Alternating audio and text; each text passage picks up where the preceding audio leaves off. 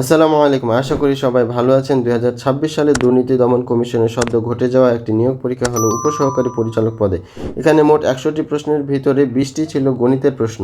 এখন আমরা এই 20টি প্রশ্নের সমাধান দেখব। এখানে আমি আপনাদের বেসিক মজবুত করার জন্য বিস্তারিতভাবে অঙ্কগুলো করে দেখিয়েছি, তবে আমি শর্টকাট পদ্ধতিগুলো বেশি গুরুত্ব সহকারে আপনাদের বুঝিয়ে দেব পরীক্ষার হলে সময় বাঁচানোর লক্ষ্যে। চলুন কথা না বাড়িয়ে শুরু করা যাক। 1 নম্বর প্রশ্ন বলেছে দুটি সংখ্যার অনুপাত 3:4 এবং এদের লসাগু 180 হলে সংখ্যা দুটি কত? আচ্ছা, এটা হচ্ছে বেসিক ম্যাথটা। এই যে পুরোটা হচ্ছে বেসিক অংশ। এটা আপনারা এক্স ধরে করলেই বুঝতে পারবেন, এটা সহজেই বুঝতে পারবেন আশা করি। আর এইখানে দেখেন আমি শর্টকাটে কীভাবে বের করব। প্রথম সংখ্যাটা বের হবে 180/4, দ্বিতীয় সংখ্যাটা বের হবে 180/3, মানে ক্রস, হ্যাঁ, আর গুণন হবে আর কি। মানে এই যে এটা দিয়ে যদি ভাগ দিই তাহলে প্রথম সংখ্যা বের হবে, আর এই যে 3 দিয়ে যদি ভাগ দিই তাহলে দ্বিতীয় সংখ্যা বের হবে। সঠিক অ্যান্সার হবে এই যে এটা। 2 নম্বর প্রশ্ন বলেছে ক একটি কাজ 6 দিনে করতে পারে, খ ওই কাজটি 12 দিনে করতে পারে। ক ও খ উভয়ে ওই কাজটি কত দিনে করতে পারে? আচ্ছা, এই যে অঙ্কটা, এই অঙ্কটা অনেক বড়। হ্যাঁ, এই অঙ্কটা এই যে আমাদের ডিটেলস করে দেওয়া আছে এখানে। এটা মূলত হচ্ছে আমাদের বেসিকটা। এটা বেসিকভাবে যদি এভাবে করতে যান অনেকটুকু জায়গা লাগবে। অ্যান্সার হচ্ছে 4 দিন। তো এই 4 অ্যান্সারটা আমরা শর্টকাটে কী করে বের করব সেটাই যে এখানে সাইডে আমি নোট করে দেখিয়েছি। দেখেন যে 1/6 প্লাস 1/12 ভগ্নাংশের ভগ্নাংশ আকারে নির্ণয় করেছি। যখনই এই ধরনের অঙ্কতে দুইজনের কাজের ক্ষমতা বা সামর্থ্য দেখানো হবে যে কত দিনে করতে পারে, ওই ক্ষমতাগুলোকে এই যে 1/6 1/12 আকারে লিখে ওইটাকে আবার উল্টাই দিতে হবে। মানে এই যে আপনার এই সংখ্যাটা এসেছে না, এই সংখ্যাটাকে জাস্ট বিপরীত করে দিলে আপনাদের দিনের সংখ্যা বের হয়ে যাবে। এই যে অ্যান্সার হচ্ছে 4 দিন। 4 নম্বর প্রশ্ন বলেছে একটি সমবাহু ত্রিভুজের এক বাহুর দৈর্ঘ্য এ হলে ত্রিভুজটির ক্ষেত্রফল কত বর্গ একক?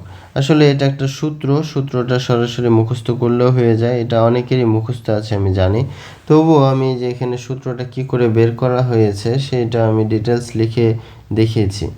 দেখেন প্রথম অংশটা এই যে এটা রিডিং পড়লেই বুঝতে পারবেন।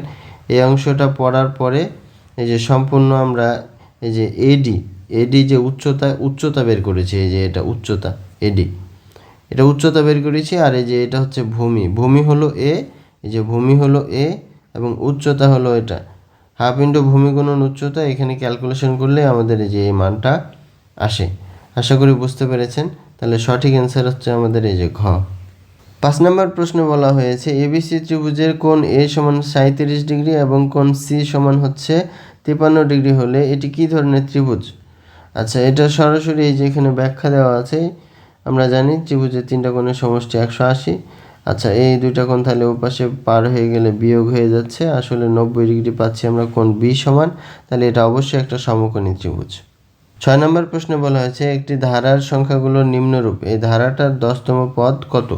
আসলে এটা ফিবোনাকি সংখ্যা। আমরা ফিবোনাকি সংখ্যায় যে পরপর যোগ করে পাই, এই যে যেমন 5 আর 8 যোগ করলে 13, 13 8 আর 13 যোগ করলে 21, 13 আর 21 যোগ করলে 34, 34 আর 21 যোগ করলে 55। সঠিক অ্যান্সার হচ্ছে 55। 7 নম্বর প্রশ্নে বলা হয়েছে যদি এ সেট সমান 1 2 3 এবং বি সেট সমান 2 3 5 হয় তাহলে এ বাদ বি কত? এ বাদ বি, এটা আসলে এ বাদ বি। অনেকে ভাগ করে বসে থাকবেন, এটা আসলে এটার মতোই। তাহলে এই যে এখানে বাদ দেওয়া মানে হচ্ছে এই অঞ্চলে যে উপাদানগুলো আছে এইগুলো এখানে থাকতে পারবে না, এগুলো বাদ। তাহলে শুধু অবশিষ্ট থাকছে 1। তাহলে সঠিক অ্যান্সার হচ্ছে 1, এই যে ঘ নম্বর অ্যান্সার। 8 নম্বর প্রশ্নে বলা হয়েছে একটি ছক্কা পরপর 2 বার নিক্ষেপ করলে 2 বারই 6 ওঠার সম্ভাবনা কত? আচ্ছা, প্রথমবার ছক্কাটা ফেললাম, এটা 6 ওঠার সম্ভাবনা হচ্ছে আমার 1/6। আবার ওই ছক্কাটাই যখন দ্বিতীয়বার ফেলছি তো তখনও আমাদের 1/6ই সম্ভাবনা, কারণ একটা ছক্কার ভিতরে 6 সংখ্যাটা একবারই আছে, মানে অনুকূল ঘটনা একটাই, কিন্তু সমগ্র ঘটনা হচ্ছে মোট 6টা। তাহলে আমরা সম্ভাবনা মানে জানি হচ্ছে অনুকূল ঘটনা বাই সমগ্র সম্ভাব্য ঘটনা। তাহলে এখানে এবং এই পরপর যেহেতু ছক্কা দুইটা ফেলছি তাহলে দুইটা আলাদা আলাদা ঘটনা, একটার সাথে আরেকটা সাপেক্ষ বা নির্ভরশীল না, দুইটা বিচ্ছিন্ন ঘটনা। তাই দুইবারই 6 ওঠার সম্ভাবনা হচ্ছে 1/6 গুণ 1/6। সঠিক অ্যান্সার হচ্ছে খ। 9 নম্বর প্রশ্নে বলা হয়েছে 9 জন খেলোয়াড়ের একটি দল থেকে 6 জন খেলোয়াড় কতভাবে নির্বাচন করা যাবে। এটা আসলে কম্বিনেশন দিয়ে করতে হবে আমাদের, এনসিআর দিয়ে এখানে ডিটেলস করে দেওয়া আছে, কিন্তু শর্টকাট আপনারা এইভাবে করবেন এবং এটার অ্যান্সার হবে 84।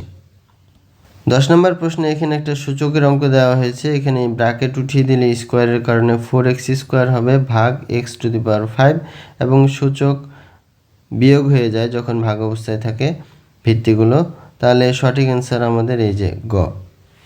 11 নম্বর প্রশ্নে একটা লগের অঙ্ক এসেছে, এখানে দেখেন আমি সুন্দরভাবে এটা বুঝিয়ে দিয়েছি। আপনারা জানেন যে 10 স্কোয়ার মানে হচ্ছে 100, তো আপনারা ক্যালকুলেটরে আপনাদের হাতে যে সায়েন্টিফিক ক্যালকুলেটরটা আছে সেখানে যদি লগ 100 চাপেন তাহলে 2 আসবে। আচ্ছা, তাহলে লগের যে রূপ আছে, লগের রূপ থেকে সূচকীয় রূপে আনতে হলে এভাবে লিখতে হয়। একইভাবে আমি যেখানে লগের যে রূপটা আছে এই রূপটা থেকে আমি এভাবে সূচকীয় ভিত্তি আকারে প্রকাশ করেছি, তারপরে এটা সমাধান স্টেপ বাই স্টেপ করে দেখাইছি। সঠিক অ্যান্সার হচ্ছে 64।